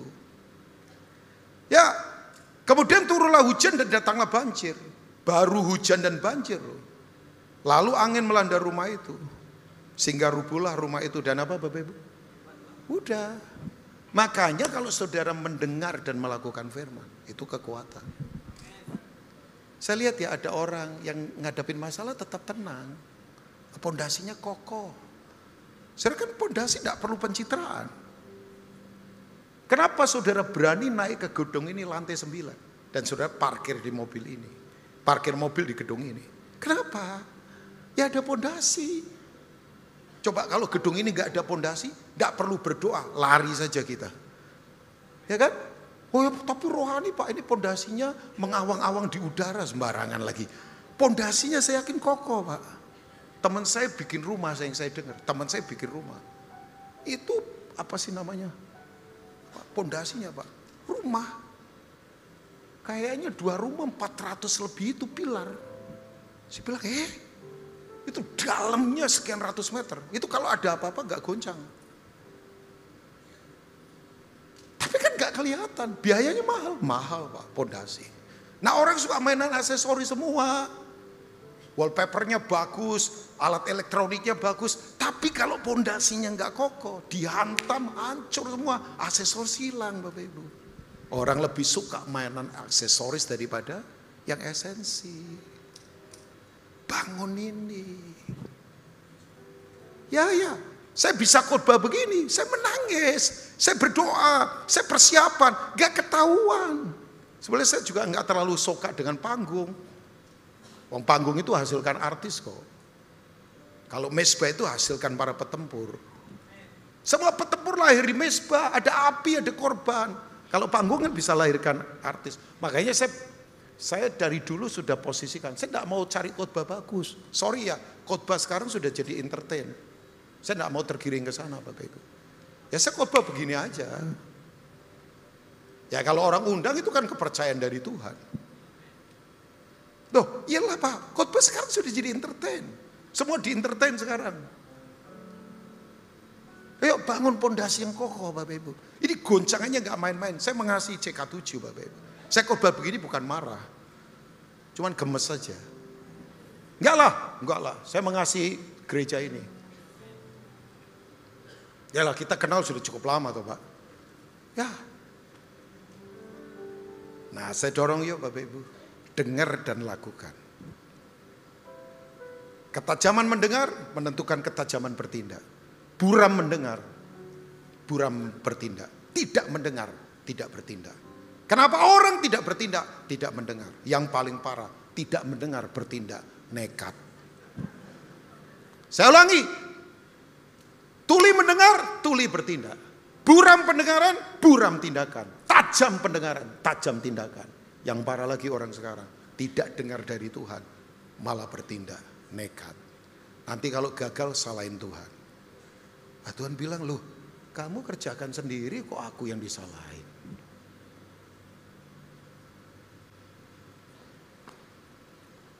Ya, yang kedua. Kalau saudara hidup dalam perjanjian dengan firman. Tuhan melakukan bagiannya selalu terbaik. Yang percaya katakan amin. Dia pasti memberkati, dia pasti menyertai, dia pasti melindungi. Dia Tuhan yang selalu terbaik. Bagian kita apa? Beribadah, taat. Ya kan tadi saya sudah katakan ini kita hidup di kerajaan, punya raja. Ya, gak liar. Semua yang liar. Tahu gak Bapak Ibu? Sejak era kebebasan tahun 70-an. Perceraian gak makin menurun, makin naik. Ya kan? Orang mau freedom, udah telanjang di jalan. Udah kemudian apa? Ya dibaptis sama musik rock. Kemudian marijuana. Weh, sekarang akibatnya. Banyak orang yang itu tuh. Apa sih namanya? Rohnya, roh yatim. Orphan spirit. Ya di Amerika sudah lihat sekarang. Tumbuh generasi yang gak jelas. Dan bayangkan sekarang menjadi para pemimpin. Di perusahaan, di mana-mana. Dunia dikuasai oleh orang-orang yang identitasnya nggak ada. Adakah harapan?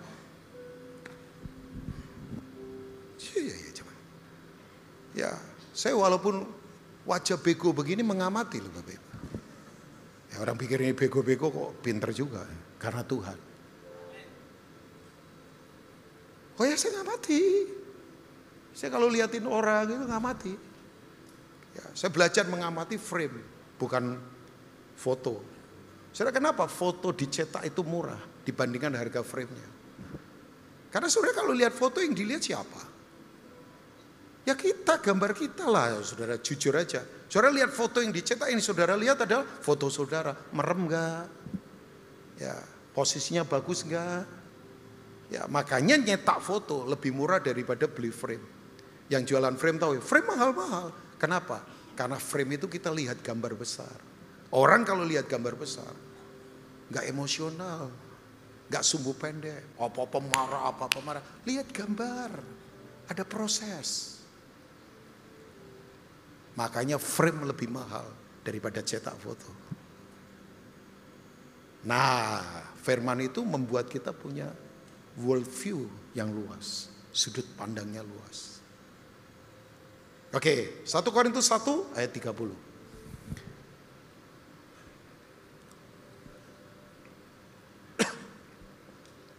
Tetapi oleh Dia kamu berada dalam siapa? Kristus Yesus.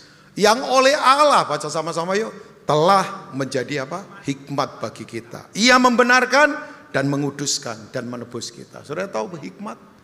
Hikmat itu adalah pola hidup yang kuat. Hikmat itu adalah akselerasi surgawi. Orang yang hidup dalam hikmat itu directionnya langsung dari surga. Ya. Makanya betul Yakobus 3 berkata hikmat itu murni, hikmat itu peramah. Saudara pernah lihat ada orang bergelar hebat tapi pemarah, sombong, gak bisa dipercaya. Ya itu, gak hidup dalam hikmat. Apa-apa disepelekan. Coba, saya nggak tahu ya alasan CK7 panggil saya sudah lama. Alasannya apa sih? Saya diundang sebagai pembicara. Apakah alasannya saya ganteng?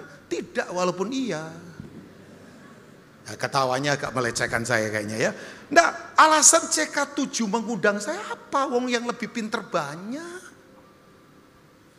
Ya mungkin alasannya melihat, oh Rubin Ong ini hidup. Memang terus belajar hidupin firman. Lah alasannya apa? Pembicara yang bagus-bagus banyak lah. Orang pinter-pinter banyak. Makanya saya sadar, hidup ini saya harus kelola. Saya tidak akan sepelekan yang Tuhan percayakan. Semua hilang karena orang tidak mau mengelola yang Tuhan percayakan. Coba saudara, tidak usah bergelar, gak usah dari keluarga kaya. Kelola saja, tubuh saja kalau dikelola jadi atlet bisa hasilkan profit. Ya belajar itu dari Fredrik Fernando, atlet sport climbing, juara olimpiade, Indonesia berkibar di Paris, dapat emas. Pemerintah kasih bonus 5 miliar, induk cabang kasih 1 miliar, sponsor kasih 1 miliar, 7 miliar dia dapatkan gara-gara melatih tubuh. Tubuh saja kalau dilatih hasilkan uang. Belum pikiran.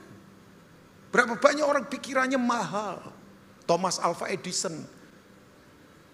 Kalau ada keluarga pemegang royalti terkaya salah satunya adalah bolam lampu. Sampai sekarang nggak tahu udah generasi berapa. Orang harus bayar sama keluarga Thomas Alva Edison. Dan ini orang-orang percaya semua saudara. Kentucky Fried Chicken Colonel Sanders menemukan resep. Usia 66 tahun. Gagal terus. Kelola. Nah, kita tubuh saja nggak dikelola. Makanya tubuh kalau dirusak ya berat. Udah dimulai dari yang sederhana. Nggak usah berkata aku akan taklukkan New York. Kejauhan mas. Taklukkan dirimu sendiri dulu. Pernah lihat ya ada orang bergelar tapi pemarah, sombong, menyepelekan, apa-apa disepelekan.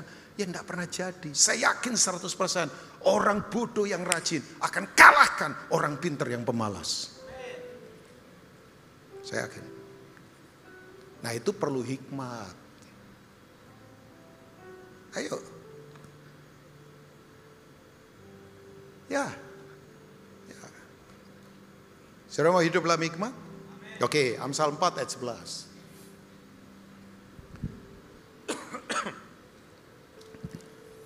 Aku mengajarkan jalan hikmat kepadamu. Aku memimpin kau di jalan yang lurus. Jalan bicara apa? Progresif, pergerakan. Sejak adanya tol, bayangkan. Terhubung semua Jawa. Ya, saya asik kemana-mana kadang-kadang naik mobil. Karena saya di samping punya urapan khotbah, punya urapan supir juga. Ya, saya menggemari mengemudi. Ya kan? Ya. Tapi kan jalan progresivitas. Jalan bicara apa? Cara Tuhan menolong. Makanya Tuhan itu jalan. Dia tidak hanya jalan, tapi dia pembuat jalan. Ya, jadi gak usah takut. Kalau ada, saya beritahu, dalam Yesus tidak ada jalan buntu. Sekali lagi, dalam Yesus tidak ada jalan buntu. Yang buntu hanya otak kita. Tapi kan Tuhan tidak pernah kenal kata buntu. Amin. Nah ini hikmat. Ayat 12 coba kita lihat. Coba kita lihat ayat 12. Ya, bila engkau berjalan langkahmu tidak akan terhambat. Jadi tidak ada kata buntu, enggak ada. Bila engkau berlari engkau tidak akan apa? Tersandung. Ini jalan hikmat. Ya kalau jalan dunia saudara akan terhambat terus, tersandung terus. Ya, coba saudara lihat, jalan dunia gak ada harapan. Nah kuncinya bagaimana? Ayat yang ke-20. Ini Amsal ya. Amsal penulisnya seorang yang penuh hikmat. Hai anakku, apa Bapak Ibu? Perhatikanlah perkataanku. Arahkanlah telingamu kepada ucapanku. Nah ini, Pay attention. Saudara harus bayar harga, memperhatikan. Sekarang Pak Farel, memperhatikan itu sekarang hilang nih. Karena orang ke-distract dengan medsos. Orang bingung, wow. Ya, saudara duduk aja tenang memperhatikan firman. Saya suka begitu. Saya suka hanya melihat Tuhan, Tuhan memandang saya, kami bahagia. Udah. Itu bahasa doa. Saya melihat Tuhan, Tuhan memandang saya, kami bahagia. Nggak lakukan apapun, cuma duduk tenang, dengerin firman. Ayat 21, memperhatikan nggak gampang. Siapa bilang tenang itu gampang? Karena kita tergoda kan. Coba, saudara, touchscreen itu ribuan kali itu tiap hari. Ada beberapa orang ketika wifi hilang, udah kayak hidup jadi hilang begitu. Ada beberapa anak ketika handphonenya diambil jadi monster. Orang tuanya bisa dimaki, ngeri ya. Memperhatikan sudah hilang sekarang. Ya, coba kembali. Ayat yang ke-21. Janganlah semua itu menjauh dari matamu. Simpanlah itu di lubuk hatimu. Aneh ya. Firman kok menjauh dari mata? Karena perenungan itu begini. You see yourself doing. Saudara melihat, saudara melakukannya lewat mata. Tangan saya melakukan firman, saya lihat. Kaki saya melakukan firman, saya lihat. Makanya iman saya jadi kuat. Baik, coba yuk keluar dari sini, beri gambar di bisnis, di pemerintahan, orang-orang yang melakukan firman. Karena gambar ini rusak sekarang. Sorry ya, semua keteladanan hilang sekarang. Kenapa orang jadi beringas berani? Karena orang nggak lagi punya wibawa keteladanan. Wibawanya dibangun di atas dasar apa? Yang lain. Saudara maaf ya, kalau orang membangun wibawa karena duit dan kekuasaan, itu berarti wibawa teladannya nggak ada. Wibawa jangan dibangun begituan. Wibawa dibangun oleh takut akan Tuhan. Kok sedih semua nih kayaknya? Ya. Ayat 22. Saya masih ada waktu gak? Tolong multimedia kasih saya waktu. Karena itulah yang akan menjadi apa? Kehidupan bagi mereka yang mendapatkannya. Baca sama-sama ayat berikutnya CK723. Dan kesembuhan bagi seluruh tubuh mereka. Saya lihat ada orang gak sakit saja merasa sakit. Tubuhnya itu kayaknya gimana gitu. Gak fresh. Orang berkata, kamu fresh Pak Rubin. Ya, firman. Loh, ini luar biasa saudara. Pakai pikiran kalau tenang, hidup luar biasa. Ya. Saya nggak tahu ada yang sedang stres, depresi, berat. Ayo, kembali. Ya, ayat 23. Nah ini kuncinya. Ayo baca sama-sama yuk CK723. Jagalah hatimu dengan segala kewaspadaan. Karena dari situlah terpancar kehidupan. Lah pertanyaannya dijaga apa? Kalau kosong. Makanya firman harus ada di hati. Dijaga itu. Jangan kosong. Loh kok pada maju? Masih ada waktu saya. Ya sebentar. Kalian di situ dulu tenang. Karena sebentar kita makan bersama ya. Dah, nggak apa-apa di situ aja dulu, nggak apa-apa. Kasihan juga, jangan mundur lagi. Sebab yang sudah maju nggak boleh mundur ya. Oke, udah. Saudara akan punya hikmat.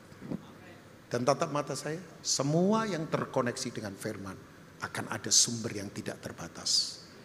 Halo, jangan batasi Tuhan. Firman itu menjadikan yang tidak ada menjadi ada. Firman itu membuat yang buruk jadi baik. Firman itu kekuatan yang tak terkalahkan. Ibrani 11 ayat 3 saya tutup dengan ini. Udah, gara-gara kalian saya tutup ya. Granito dengan enggak, memang saya harus selesai. Masih 5 menit tadi saya pikir udah selesai. Ya, baca sama-sama 2, 3. Karena iman. Oke, stop. Iman timbul dari mana? Pendengaran akan firman. Kisah Rasul 10 ayat 17. Ya dong. Ya, oke. Baca sama-sama. Bahwa alam semesta, Roma 10 tadi bukan Kisah Rasul. Karena iman kita mengerti, katakan mengerti. Saudara mengerti atau sok mengerti? Ya, coba kembali ke tadi Ibrani 11. Udah, kita selesai. Karena iman kita mengerti bahwa alam semesta telah dijadikan oleh firman Allah. Baca sama-sama. Sehingga apa yang kita lihat telah terjadi dari apa yang tidak dapat kita lihat. Yang tidak kelihatan bukan gak ada. Ada. Tapi perlu mata iman. Makanya melihatlah di balik yang kelihatan supaya saudara nggak stres. Kenapa orang stres? Kalau lihat masalah terus. Kenapa orang stres? Kalau lihat berita-berita yang jelek terus. Kenapa orang stres? Kalau lihat kebutuhan. Kenapa orang stres? Lihat inflasi, naik turun terus uang. Karena saudara tidak melatih melihat yang tidak kelihatan di balik yang kelihatan. Nah itu perlu mata iman.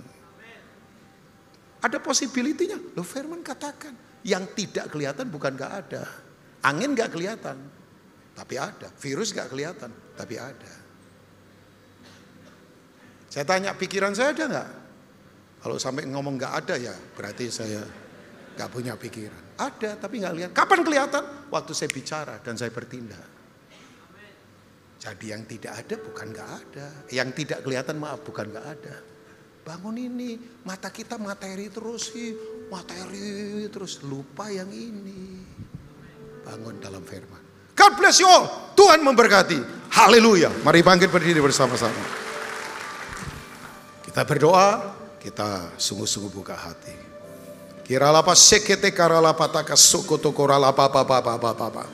Mari semua bersuara menyembah Tuhan. Karalapa taka sekete karalapa papa yang di tengah, yang di depan, yang di belakang, kiri kanan, yang ada di ruangan, dimanapun saudara sekarang berada.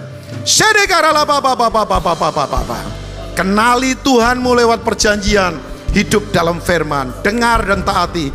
Hamba berdoa hari ini Tuhan, buat kami mengerti apa yang menjadi kerinduanmu. Hari ini yang lemah dikuatkan, hari ini yang tidak berdaya berkata, aku ini pahlawan karena Tuhan. Hari ini yang letih disegarkan kembali, karena firmanmu itu menyegarkan. Firmanmu seperti madu yang sangat manis. Firmanmu itu batu karang yang kokoh. Firmanmu itu adalah otoritas yang tidak terbatas. Semua bisa diubah lewat firmanmu, karena firman pribadimu. Hamba berdoa, berkati umatmu. Sebentar kami akan terima Holy Communion.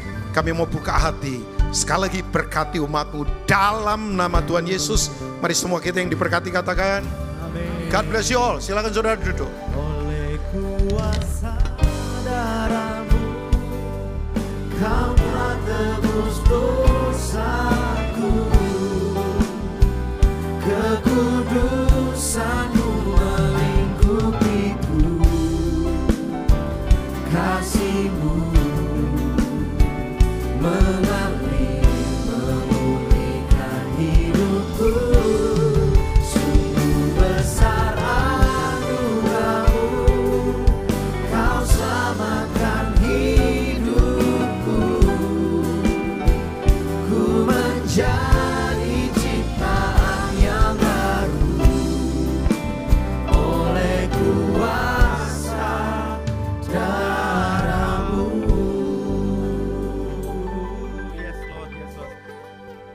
Terima kasih Pastor Rubino untuk siang hari itu firman-Mu. Shalom jemaat yang Bapak Ibu dikasihi, sebelum kita masuk ke dalam perjamuan kudus ada 1 menit atau 2 menit saya akan sampaikan firman Tuhan. Dari Matius 18 ayat 1 sampai 4. Pada waktu itu datanglah murid-murid itu kepada Yesus dan bertanya, siapakah yang terbesar dalam kerajaan sorga? Maka Yesus memanggil seorang anak kecil dan menempatkan di tengah-tengah mereka. Lalu berkata, aku berkata kepadamu, Tuhan Yesus berkata kepadamu, sesungguhnya jika kamu tidak bertobat dan menjadi seperti anak kecil ini, kamu tidak akan masuk dalam kerajaan sorga. Sedangkan barang siapa merendahkan diri dan menjadi seperti anak kecil ini, dialah yang terbesar dalam kerajaan sorga. Bapak Ibu jemaat yang saya kasih, ada 3 hal yang mau saya sampaikan saat ini. Yang pertama adalah bertobat. Bertobat itu bukan minta maaf kepada Tuhan, tidak, tapi 180 derajat tidak melakukannya lagi. Seperti tadi Pastor Rubinong katakan, yang masih marah tidak boleh marah lagi, yang masih iri tidak boleh iri lagi, yang masih cemburu tidak boleh cemburu. Yang kedua, harus seperti anak kecil, berubah menjadi anak kecil. Anak kecil Bapak Ibu di zamannya Tuhan Yesus itu taat setia kepada bapaknya. Setiap hari rindu kepada bapaknya. Pokoknya gak bisa lepas dari Tuhan, dari bapaknya. Karena dia tahu bapaknya akan memberikan yang terbaik. Amin. Dan yang ketiga, dan ini yang paling penting, yang Bapak Ibu mungkin tidak tahu. Ternyata mereka yang rendah hati yang terbesar di kerajaan sorga. Bukan mereka yang pandai berbicara depan sini. Bukan saya juga mungkin. Tapi orang yang rendah hati. Bukan yang platformnya besar, yang followernya paling banyak. Bukan. Tapi yang rendah hati. Amin.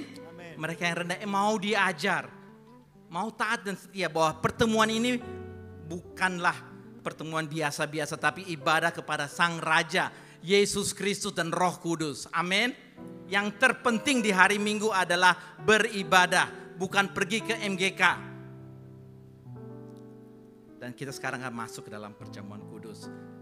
Saya percaya perjamuan kudus ini akan memberikan berkat bagi mereka yang sungguh-sungguh melakukannya dengan baik.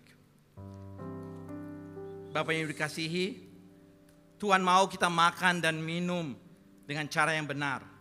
Nanti ada bagian di mana kita mengaku dosa, ada bagian di mana kita menintrospeksi diri, bertobat.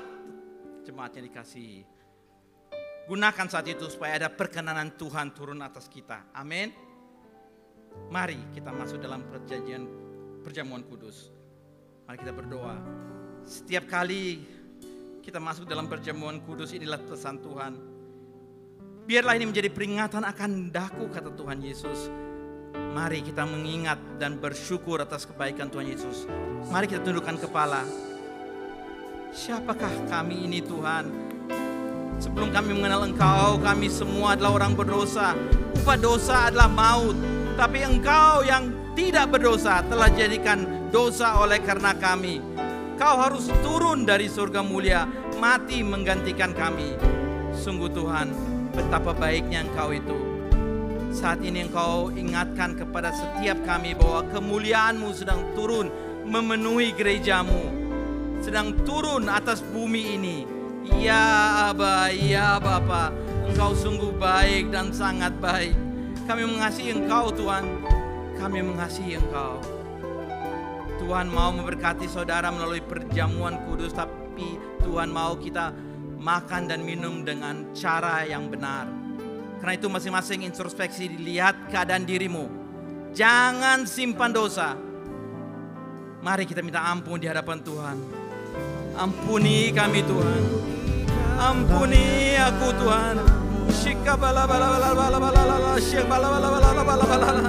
Ampuni aku Tuhan. Ampuni aku. Oh yes Lord. Yesus, ampuni kami. Yes Lord, yes Lord. Layakan kami menerima perjamuan kudus ini. Berkati jemaat-Mu Tuhan. Kami akan masuk dalam perjamuan kudus dengan hati yang penuh syukur. Dalam nama Yesus kami berdoa. Semua katakan amin. Perjamuan kudus hanya diperuntukkan bagi mereka yang sudah percaya. Anak-anak di bawah 12 tahun jangan makan perjamuan kudus. Mari saya undang jemaat untuk bangkit berdiri. Sebab apa yang telah kuteruskan kepadamu telah aku terima dari Tuhan Yesus. Pada waktu ia diserahkan mengambil roti, kita angkat roti di tangan kanan kita tinggi-tinggi. Dan sesudah itu ia memecah-mecahkannya dan berkata, inilah tubuhku yang diserahkan bagi kamu. Perbuatlah ini menjadi peringatan akan aku. Saudara yang kasih Tuhan, bukankah roti yang kita pecah-pecahkan ini adalah persekutuan kita dalam tubuh Kristus? Mari kita makan dalam nama Tuhan Yesus.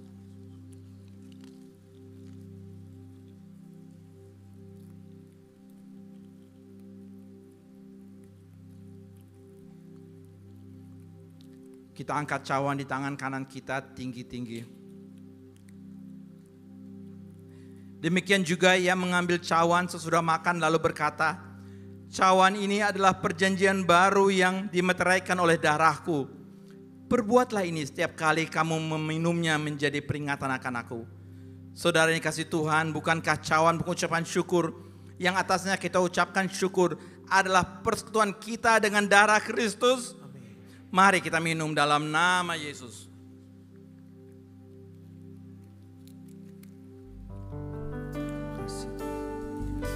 Mari ucapkan syukur Dan terima kasih pada pengorbanannya, atas kasihnya. Terima kasih Tuhan. Thank you Lord. Terima kasih Bapa. Thank you Lord. Terima kasih Tuhan. Thank you Lord. Mari saudara, terimalah pengurapan dari Tuhan. Pengurapan kasih mula-mula. Terima, terima, terima. Restorasi yang seutuhnya dalam nama Tuhan Yesus. Terima, terima, terima. Kasih Yesusku. Terima kasih Yesusku. Puji syukur hanya bagi Tuhanku. Terima kasih Yesusku. Terima kasih Yesusku. Puji syukur hanya bagi Tuhanku. Puji syukur hanya bagi Tuhanku.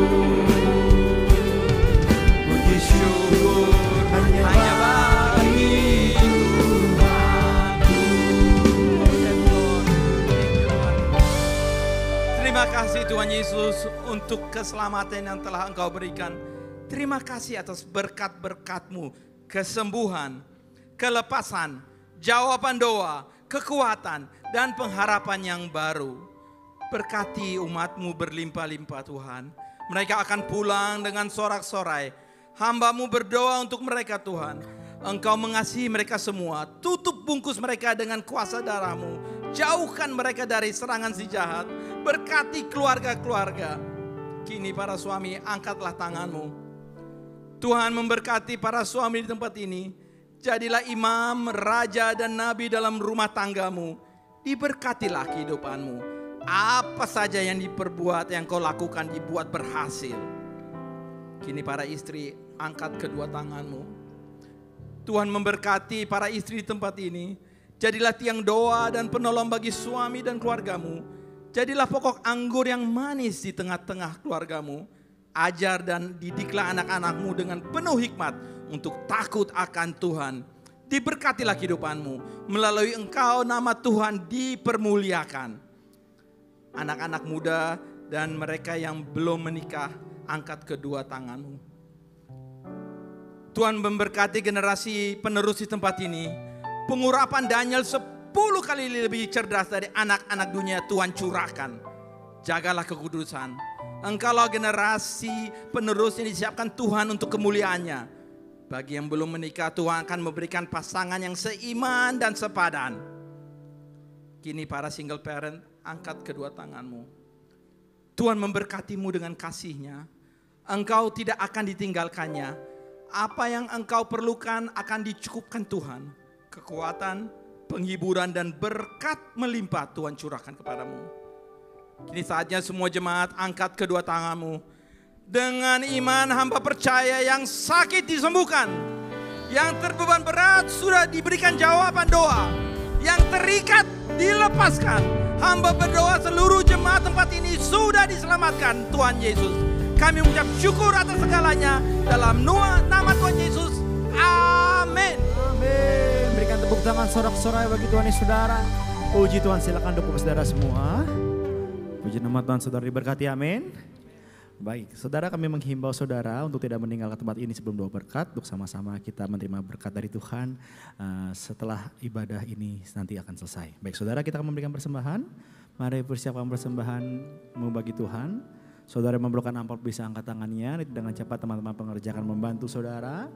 Saudara juga dapat memberikan persembahan dengan cara men-scan kris yang ada di depan kursi ataupun di depan layar saudara. Dan pastikan penerimanya atas nama kolekte GBI PRJ.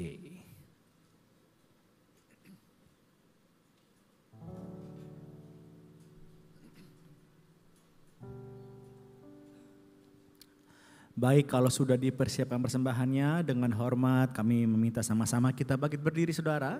Mari sama-sama kita berdiri, kita akan deklarasikan doa persembahan dan nanti langsung ditutup oleh doa berkat. Mari terlebih dahulu sama-sama kita deklarasikan dengan iman. persembahan kita pada hari ini. Mari sama-sama kita berdoa. Saudara Bapa, kami bersyukur untuk semua berkat-Mu Tuhan. Kami membawa persembahan sebagai wujud syukur kami. Kami percaya dengan iman, kami menerima kesehatan, keluarga, bisnis, pekerjaan, dan kuliah yang terbaik. Ini adalah waktu memberikan persembahan. Di dalam nama Tuhan Yesus sama-sama kita katakan, amin. Yang ku miliki semuanya daripada-Mu, kan ku bawa persembahanku yang terbaik hanya Mari sama-sama angkat kedua tanganmu saudara. Kita menerima berkat dari Tuhan. Mari bersama-sama deklarasikan, sama-sama katakan, segalanya yang ku miliki semuanya daripada-Mu, kan ku bawa persembahanku yang terbaik hanya bagi-Mu, kan ku bawa persembahanku yang terbaik hanya bagi-Mu. Kini semua jemaat angkat kedua tanganmu dan arahkan kepada Allah Bapa. Jemaat yang dikasihi Tuhan, pulanglah dan terimalah berkat yang berlimpah-limpah dari Allah Bapa, kasih karunia dari anaknya yang tunggal Tuhan kita Yesus Kristus, dan persekutuan yang manis dengan Roh Kudus menyertai kita semua mulai siang hari sampai dengan Tuhan Yesus datang kedua kali menjemput kita semua di atas awan-awan yang permai, bahkan sampai selama-lamanya. Semua yang percaya dan diberkati sama-sama katakan amin. Shalom everyone. Di tengah dunia yang semakin gelap, Tuhan memanggil kita untuk satu tujuan penting, menjadi penuai yang disucikan hatinya. Dalam Voice of Pentecost kali ini, kita akan membahas bagaimana panggilan ini relevan untuk kita semua. Bukan sekedar teori, tetapi sebuah ajakan untuk melangkah sekarang. Setiap kita orang percaya dipanggil untuk mencerminkan kasih Kristus di tengah dunia yang terhilang. Hal ini sesuai dengan yang dituliskan dalam Filipi 2 ayat 15-16a. Supaya kamu tiada bercacat dan tidak bernoda sebagai anak-anak Allah yang tidak bercela di tengah-tengah angkatan yang jahat dan sesat ini. Sehingga kamu bercahaya di antara mereka seperti bintang-bintang di dunia sambil berpegang pada firman kehidupan. Ayat ini bukan untuk menuntut kita harus sempurna terlebih dahulu baru bisa menuai. Namun, seseorang tidak dapat menjadi penuai jiwa bila ia sendiri belum mengalami kelahiran baru dan penyucian hati. Yesus berkata, "Mari, ikutlah aku dan kamu akan kujadikan penjala manusia." Kata kujadikan dalam bahasa Yunani juga berarti membentuk atau mempersiapkan. Sebelum diutus untuk menuai, Tuhan lebih dulu memperlengkapi kita. Yesus menegaskan, "Di luar aku, kamu tidak bisa berbuat apa-apa." Itu sebabnya para murid harus dipenuhi Roh Kudus sebelum menjadi penuai. Sebelum kita lanjutkan, mari kita lihat bagaimana Tuhan bisa menjadikan kita penuai. Ketika seseorang bertobat, lahir baru dan dipenuhi oleh Roh Kudus, hatinya akan dipenuhi kasih Allah dan belas kasihan akan jiwa-jiwa yang terhilang. Mereka yang telah disucikan inilah yang akan dipercaya Tuhan untuk membawa orang-orang datang kepadanya dan dibentuk menjadi serupa dengan Kristus. Penuai yang telah disucikan hatinya akan memiliki 3 ciri utama, yaitu pertama, memiliki hati Kristus. Dalam Matius 9 ayat 13, Yesus berkata, "Yang ku kehendaki ialah belas kasihan dan bukan persembahan. Aku datang bukan untuk memanggil orang benar, melainkan orang berdosa." Kerajaan Allah berakar pada belas kasihan Allah, seperti dalam perumpamaan domba yang hilang, dirham yang hilang, dan anak yang hilang. Kita melihat bagaimana Yesus mencari dan memanggil orang berdosa supaya kembali kepada kasih Bapa. Misinya yang utama adalah menyelamatkan mereka yang terhilang. Penuai sejati terbeban bagi mereka yang belum mengenal Kristus, seperti Paulus yang merasa berhutang memberitakan Injil. Kedua, memiliki hati untuk memuridkan. Amanat agung menegaskan bahwa tugas utama orang percaya bukan hanya memberitakan Injil, tetapi juga menjadikan semua bangsa murid Kristus. Artinya, orang yang telah diselamatkan perlu dibimbing, diajarkan, dan dimuridkan agar terus bertumbuh dan hidupnya selaras dengan firman Tuhan. Gereja mula-mula adalah contoh yang nyata. Setelah 3.000 jiwa bertobat karena mendengarkan khotbah Petrus, mereka bertekun dalam pengajaran para rasul, dalam persekutuan, memecahkan roti, dan berdoa. Untuk apa? Supaya orang yang sudah dibenarkan ini hidupnya sungguh-sungguh benar dan berkemenangan. Penuai sejati pasti mau dimuridkan dan memiliki hati untuk memuridkan. Ketiga, memiliki hati yang mau taat kepada panggilan. 1 Petrus 4 ayat 10 menyatakan, layanilah seorang akan yang lain sesuai dengan karunia yang telah diperoleh tiap-tiap orang sebagai pengurus yang baik dari kasih karunia Allah.